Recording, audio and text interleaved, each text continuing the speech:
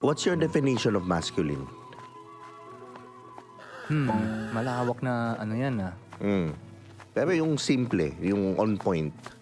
Well, sa tingin ko, yung ginagawa mo yung kung anong dapat gawin ng lalaki. Yung masasabing, okay, masculine to. Yun, kumbaga, nag-make money ka, Oh. ipo-provide ka sa mga dapat mong providean, Yeah. pinoprotektahan mo yung mga weak, or yung mga dapat mong protektahan, yung mga mas mahina sa'yo, ganyan, o ano man. At hindi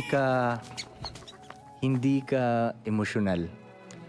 Ito talaga yung gamit mo. Kahit sigaw na ng sigaw tong puso mo. Hindi, ito ang gawin mo. Hindi. Ito talaga yung pakinggan mo. Napapansin ko na maraming din nakakagawa nun kasi mas madaling pakinggan yung puso eh. Mas malakas to eh. Mas malakas bumulong to eh. Diba? Ito minsan eh. Ito kasi yung puso yung sasabihin niya sa'yo yung parang madaling gawin eh. Yung komportabling gawin. Ito minsan bubulungan ka ng utak mo.